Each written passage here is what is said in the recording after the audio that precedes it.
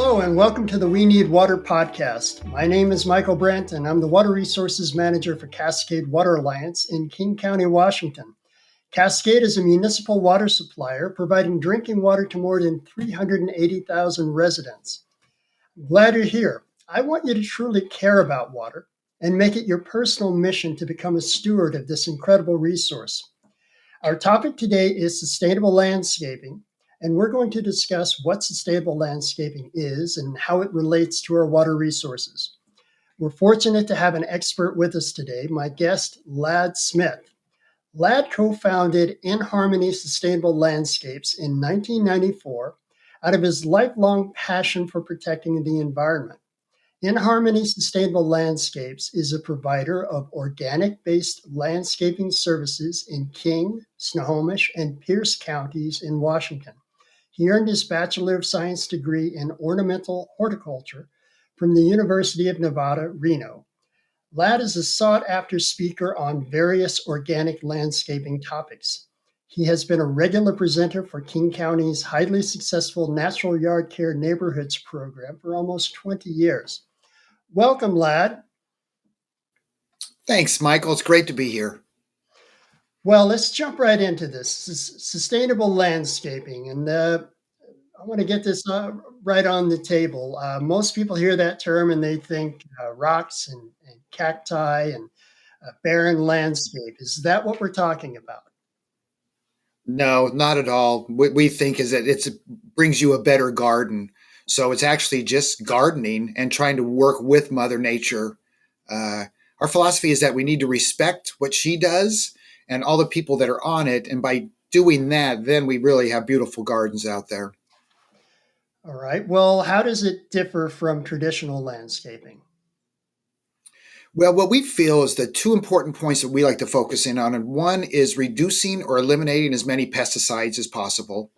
Not only because could be unhealthy, but also just because a lot of times they aren't needed.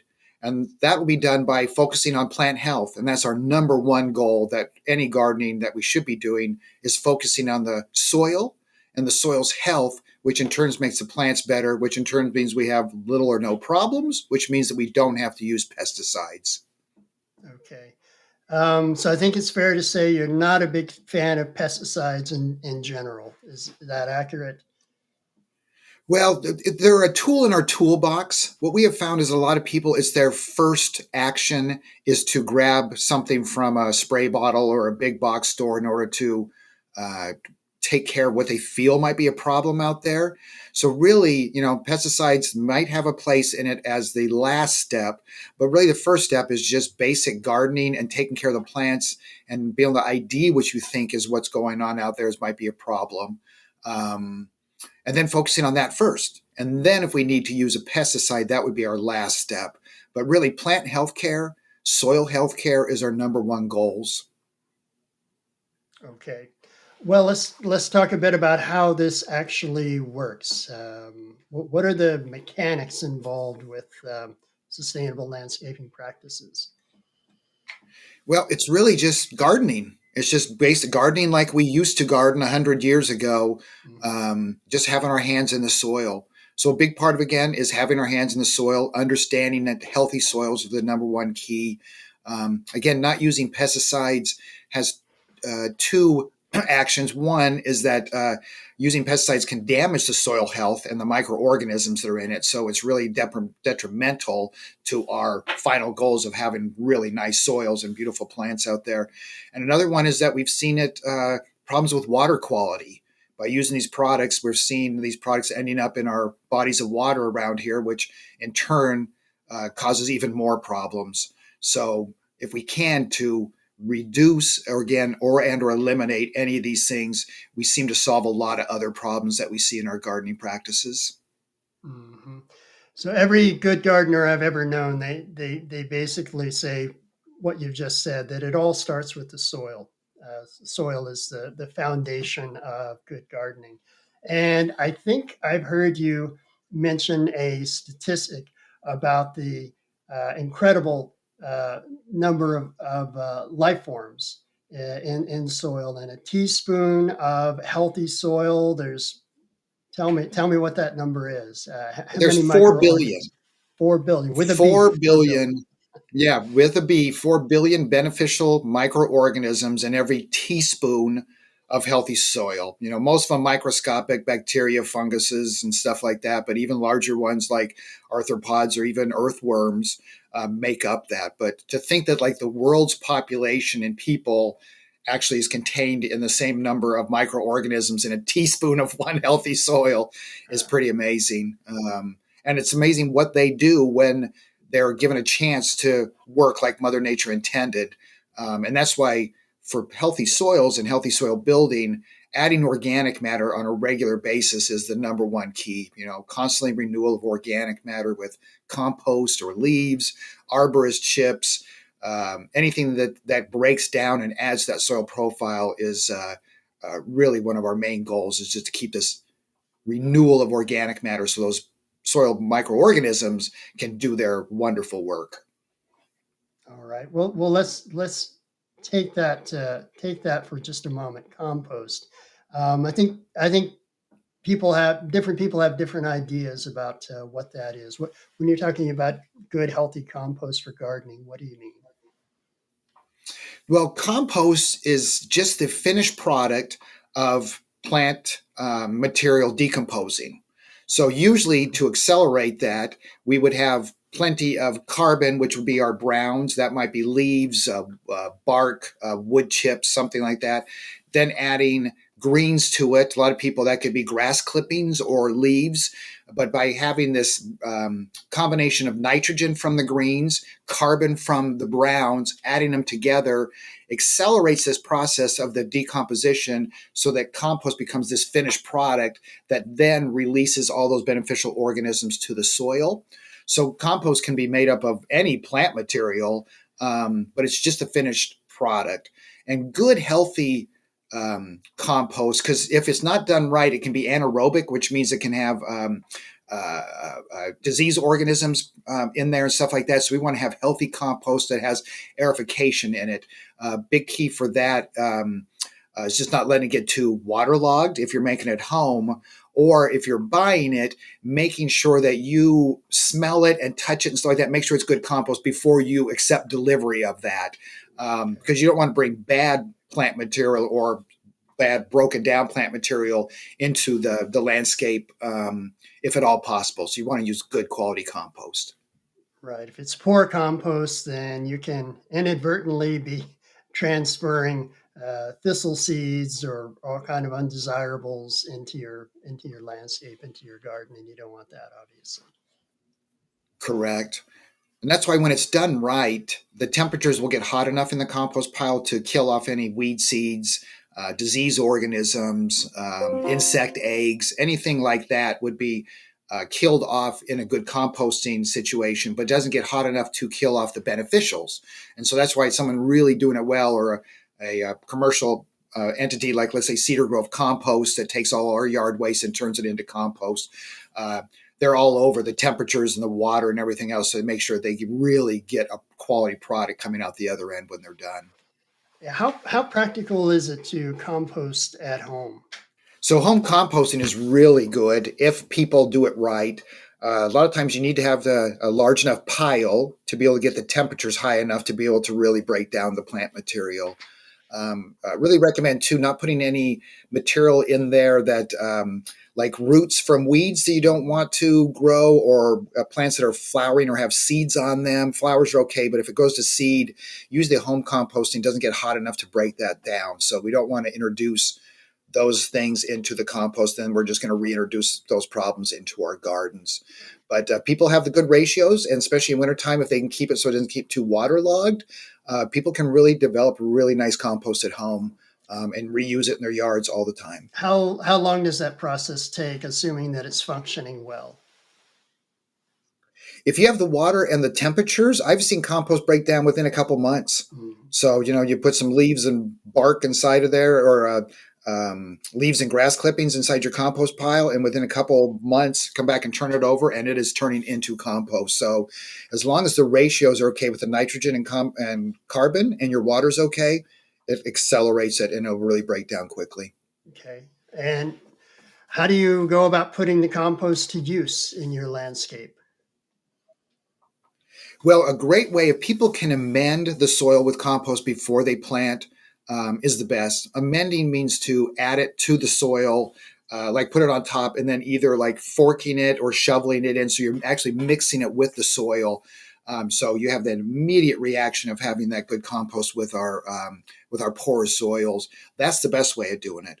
Most people, though, because they have existing landscapes, very difficult to think about just tearing everything out Right. and you know tilling up all the soil again.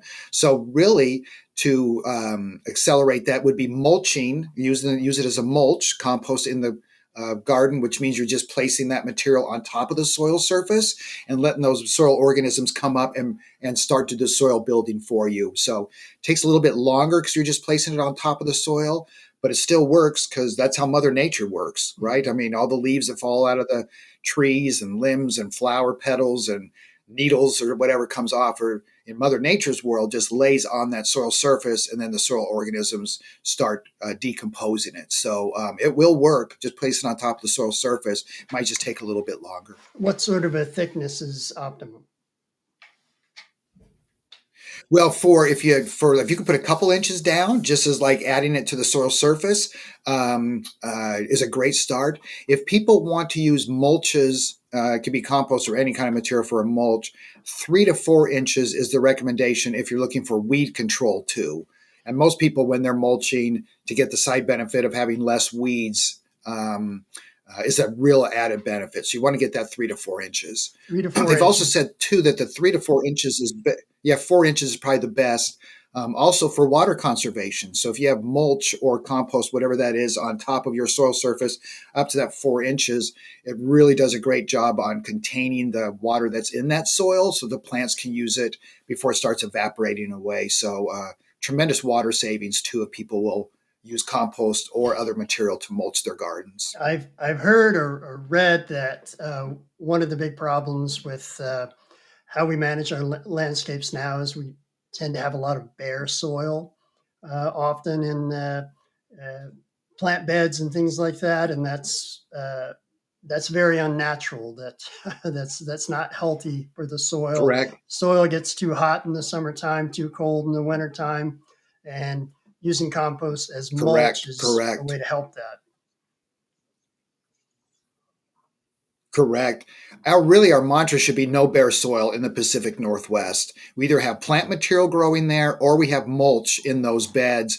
Most of it a lot of it for many reasons, but the main reason is slowing water down when we get our rainstorms. So if we can form like a living canopy with plant material and then a thick layer of organic matter on top of the soil, just like the forest is, it really does a tremendous job of slowing water down, and allowing it to spread out and sink into the good soils and not become a problem with stormwater runoff. So, tremendous benefits from mulching and planting and not having any bare soil in our gardens. Okay. To be clear, though, what you've just been describing, 3 to 4 inches um, of composted mulch, obviously that's in a garden bed, something like that. What about on the grass? Can we use compost on lawns as well? Yeah, yeah, it's great for all plants. Again, you can't put compost on top of the lawn, per se, like you would put 3 to 4 inches in a garden bed, or you're going to have problems in your lawn. So, what we recommend for lawns is to aerate, which is a physical action. There's a machine you can rent, pulls out little plugs out of the soil surface and lays them on top of the soil. So now you have an open channel into that soil profile. So people can come and take that compost and rake it into those holes and immediately inject compost into that soil profile, and they will see results very quickly. By doing that, though, you're only putting enough compost down to fill the holes and maybe a small layer on top of the soils, like maybe a half inch. So you don't want to bury the grass plants. We're just trying to cover the soil a little bit and get compost down into those holes. If people can do that like on an annual basis, once a year, either spring or fall, when the lawn's growing, the results are absolutely amazing by just having compost into our poor soils. In our lawn surfaces really makes a big I've difference. seen those aeration machines, and they pull plugs out of the out of the earth. What happens to those? What should you do with those? Should you rake them up or remove them, or what happens? Well, I'm into easy gardening. The aeration is a machine. It's going to be a little physical just running the machine in itself. Mhm. So I say take it easy after that. The little plugs can stay on top of the soil surface.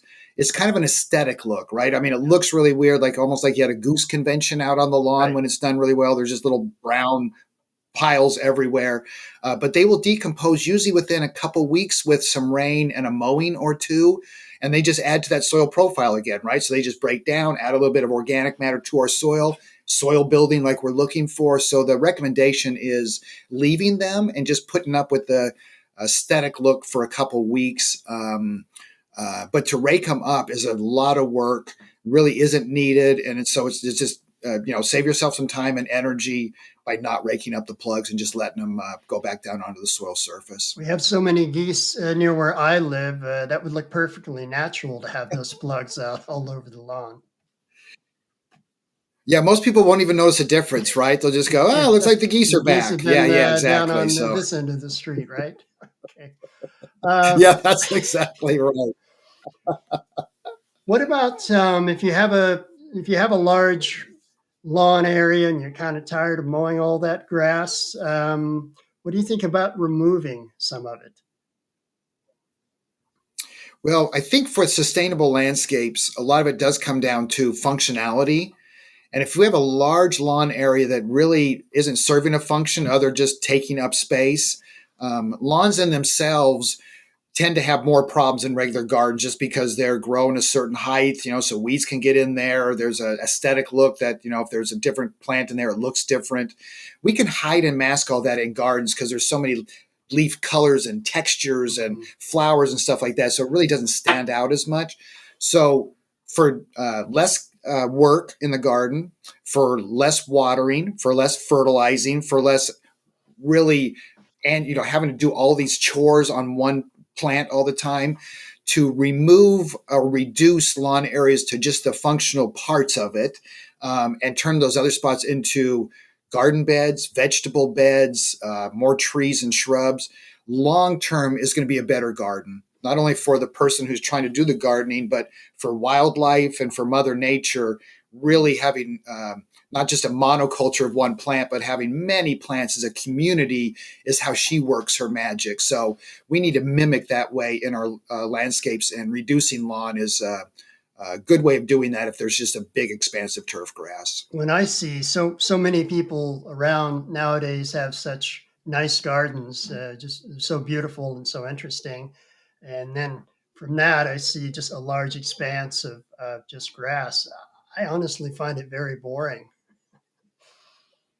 Mm-hmm. Each to I his think for own, a I lot of people, once suppose. they understand that, yeah. But I think that if people start looking at it that way, they do see a garden as being better. It's like there, and I'm not bashing anyone, but men are mostly the ones into lawn. I mean, we like to have the lawn, we like to have it look in a certain way. Um, so we have to change our attitudes.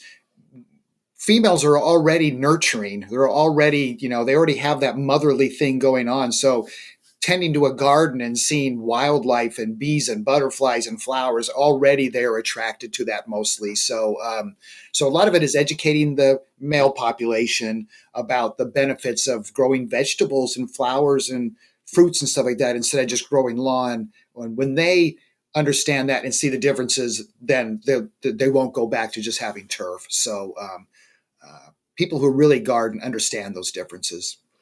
Well, that sounds great. Since we are probably stuck though with some grass, let's talk for a few moments about the best way to maintain your lawns. How about cutting height of the grass? I know some of my neighbors just like to keep it like a putting green, and it's very very low. It never seems to be all that healthy though when I see that. And that's a direct correlation to cutting it too low, is that the lawn's going to struggle. We have been, and again, this is kind of a male situation, but we've been attracted to what golf courses look like. right? And just that look of a low cut and everything. But tremendous amount of resources and energy go into keeping a lawn looking happy when it's not happy in that state. For our grasses that we grow up here in the Pacific Northwest, we want to use perennial ryegrasses and the fine fescues, and they want to be grown about 2.5, 3 inches. Little bit taller, little bit maybe might look shaggier in the beginning, but people will find that the lawn will get better and better grown at that height because it allows for more leaf tissue to photosynthesize so the grass can generate its energy in order to be a healthy plant. If we cut it down too low, we're actually cutting off too much of the leaf blades for the plant to photosynthesize, so it has to take reserves from its root system in order to try to recover from that injury when it's mowed that low. And it'd be like us having to take money out of our savings account to pay bills every single month, where that's not sustainable and that's not going to last a long time. The plant needs to grow and needs to generate energy to put into its root system. Once it does that, it's actually a happier plant, and it'll actually start thickening itself up and such because now it feels strong enough that it can use energy to grow more of itself. So we recommend the mowing height is 2.5 to 3 inches. Never mowing more than 1/3 of the grass blade off any one mowing. So don't let it get too tall and then try to take it down hard in a short period of time. A sharp blade is the number one thing for people having nice lawns on a continuing basis, is getting their blade either replaced or sharpened once a year. And it doesn't have to be razor sharp, but just enough that it's cutting the grass instead of beating the grass will make a big difference on the look. And then mowing seasonality, like when in springtime, when we get these surges of growth, we might have to mow a little more often. Slows down in summertime when the lawn slows down with the heat, but we always get a little bit of a surge in fall time when the cool weather and the shorter days and moisture comes back with rains. The lawns really react well to it and will do another surge of growth. So we might have to mow a little more often in fall time too. So it really needs to be mowing when the plant needs it, instead of just sometimes doing it on a regular calendar basis where we might not be giving the plant enough time to recover, or we're cutting off too much because it grows too tall. So mowing in itself becomes a cultural practice that when it's done correctly, the lawn is going to thrive. And that's why we want to mow a little bit taller, a little more often, and as much as possible, leave the grass clippings down too by mulch mowing or grass cycling, which means that instead of bagging the clippings and removing them from the operation, we actually have a mower with a mulching blade, which most people can buy to replace any blade on their mower. They'll give you a mulching blade.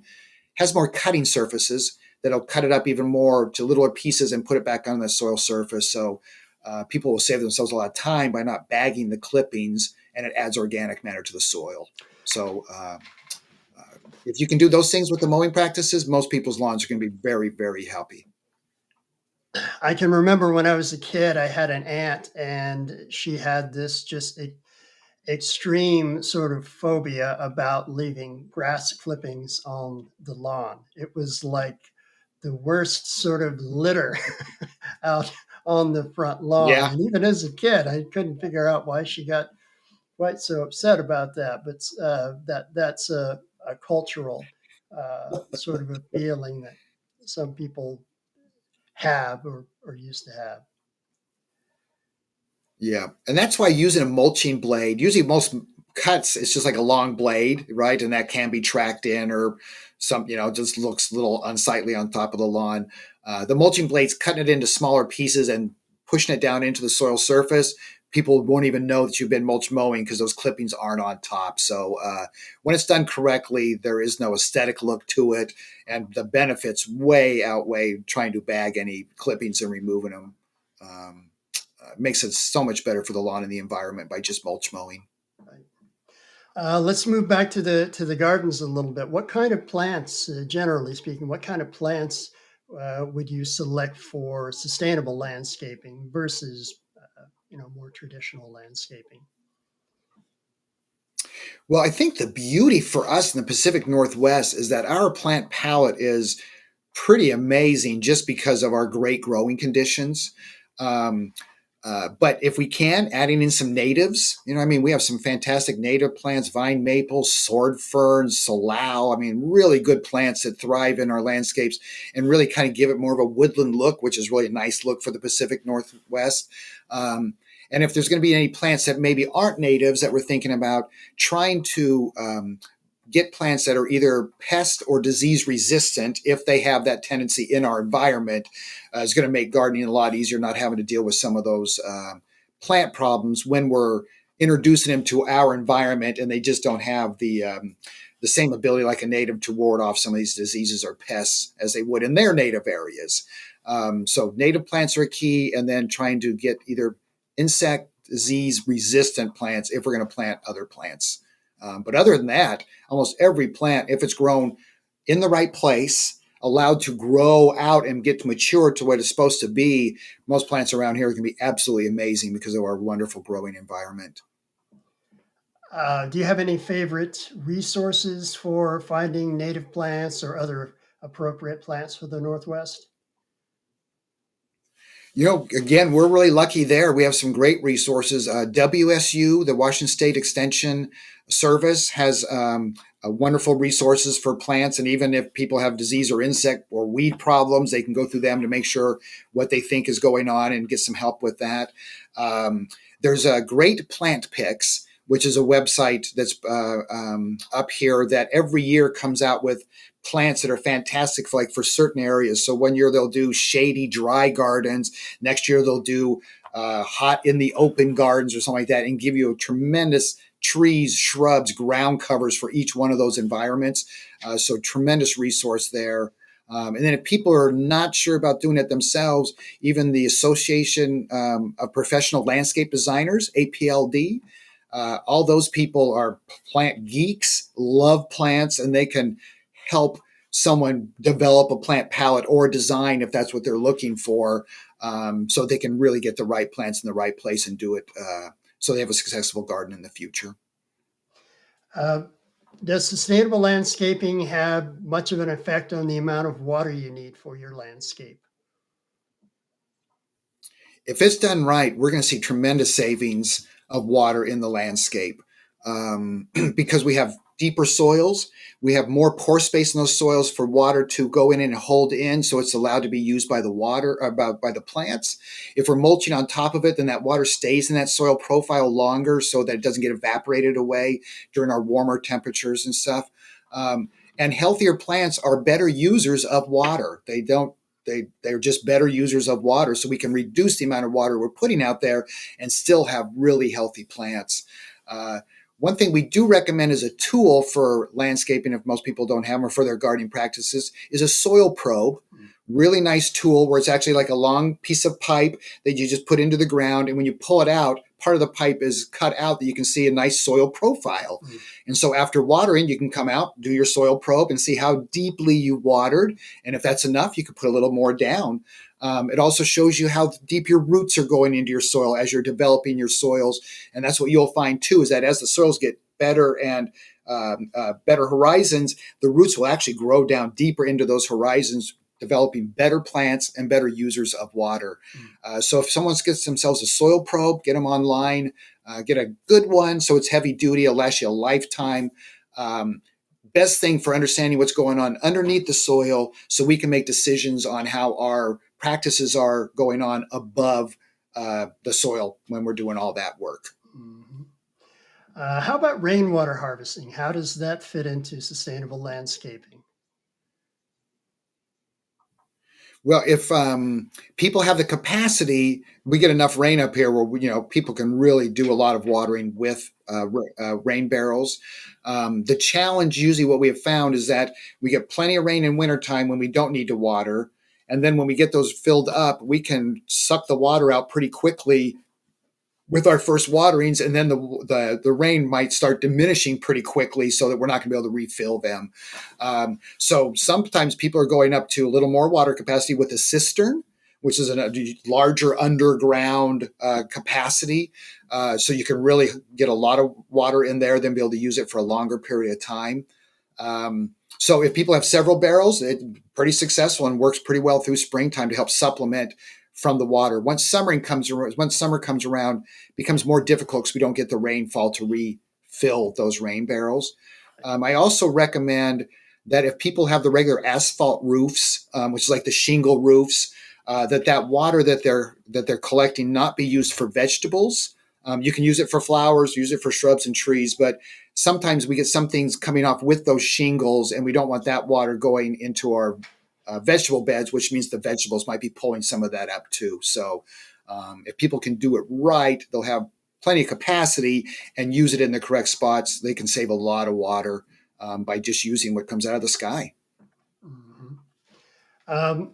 You mentioned mulch mowing and then the soil probe. Are there, beyond that, are there any sort of specialized tools that you like to have for sustainable landscaping, or is it pretty much your regular gardening tools?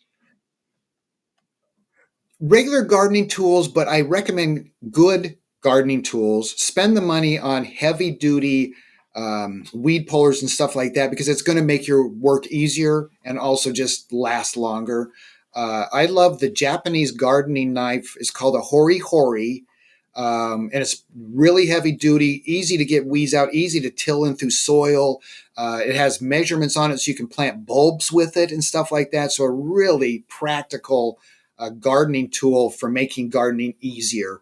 And really that's the main thing, is just trying to make it so we're not working as hard out there and getting the results that we're looking for. Using like a hori hori to do our weeding is really beneficial. I also recommend anyone who's doing hand weeding, and we really should be doing most of our weeding by hands. We just don't want to use sprays and stuff like that. But when we're hand weeding, we're actually tilling the soil, which means that we're bringing up weed seeds to the soil surface, which means once they get sunshine on them, they will start germinating and start filling in those spots again. So successful weeding in the Pacific Northwest means any weeding that we're going to do where we're actually disturbing the soil, tilling that soil a little bit. After we pull those weeds, we need to mulch immediately afterwards, so that the sunshine does not get to those new weed seeds, or we have just actually sowed a new crop of weeds that we have to deal with a couple weeks later. Mm. And that becomes the frustrating part for a lot of people, is they feel like the constant weeding that they're having to do, and they never get ahead of it because they're just weeding the same spots all the time. And the only reason is because whenever we're tilling, whenever we're disturbing the soil, we're bringing up new weed seeds to the soil surface. So make it easy on yourself. When you do weeding, even a couple feet area, put some mulch on top of that immediately afterwards, and you will not have weeds come back. And then you just move on to your next section, and then you move on to your next section. People will find that the weeding becomes a lot less because they're just not tilling in new seed or new weed seeds whenever they're trying to go out and do weeding and stuff like that. So once they understand that concept, I've had people just go, my gardening is so much easier now because I don't have so much weeding to do, because I'm practicing good weeding habits when I'm out there gardening. Beyond that, what else would you expect to see when you start putting these practices into play in your landscape? What are the changes would you expect to see? The wonderful part about this is that all the changes are better. People start seeing the plants look better. They'll see greener on the tissue. They'll see the tissue look thicker, because it's more healthier. Mm. They'll have more flowers. They'll have more foliage. They'll have better colors in fall time. They'll use less water. They'll use less fertilizer. They'll mow less. All those things are beneficial. They'll weed less. That's the thing, is that if people, once they get into this, find that it really is just basic gardening, but gardening in an easier way so that it becomes more enjoyable. I have some designer friends, and they have some friends that live in England who come over. And the one comment that the friends from England always say is that we have benches in all of our gardens, but we never sit in them because we're always just busy with our gardens, where really gardening is not just busy in our gardens. Gardening is just being out in our gardens and enjoying it, right? Just taking an afternoon, sitting in the sun and just watching the bees and butterflies do their thing and picking a couple blueberries. And that's gardening. That's what we're really looking for, is the downtime of the gardening, that we can just enjoy being a part of what's going on. So that's the things that people will really start finding, is that the gardens are better. They have less work out there. They're using less inputs and resources to get the results they're looking for. They're not using any pesticides, so they don't have to have any of that around. and they have the time to just be a part of their garden. It's all good stuff. Well, that sounds great, Lad. For somebody for whom this is these are new concepts, how can they get started? Well, the basic steps are in the natural yard care program, which is kind of based on basing and sustainability, building healthy soils, right plant on right place, good watering, thinking twice before using pesticides, and then how we care for our lawns. So they can go to the King County website, and they have all the pamphlets and everything they need for the natural yard care programs there. Even Snohomish County has their natural yard care programs. That's a great starting spot. And again, WSU, their extension agency, has tremendous resources for people to start getting more information on how to just be nicer to the environment and to their gardens. That's great. Your final thoughts, Lad? My final thoughts is that if we would all change to sustainable gardening, we're going to find that we're better human beings because of it too. We're going to have less problems in our environment. We're going to have less problems with our children and our pets and the wildlife. It really does make it a better planet to be on when we're all just being nice to Mother Nature. Well, thank you, Lad. I really appreciate you sharing your time and knowledge with us today. Michael, it's my pleasure. It's always a great time with you. Alrighty. Have a nice day, Lad. I believe we need to rethink our relationships with our landscapes. When I was growing up, we thought our lawns had to be perfectly manicured green carpets, and we didn't give a second thought to all the pesticides and fertilizers we were applying. We certainly didn't think what we were doing might affect the soil or the water or the insects, anything like that. We just didn't think that way, but now I think we have to. We need to remember that how we manage our lawns and gardens is connected to lots of other things. And as we just heard, we do have some options. So please do what you can to help us preserve our valuable water supplies. Thanks for being with me today. I hope you enjoyed this broadcast. If you did, please like and subscribe and follow us on the socials. You can also find helpful information about Cascade's water conservation programs at cascadewater.org. Have a great day, and remember, we need water.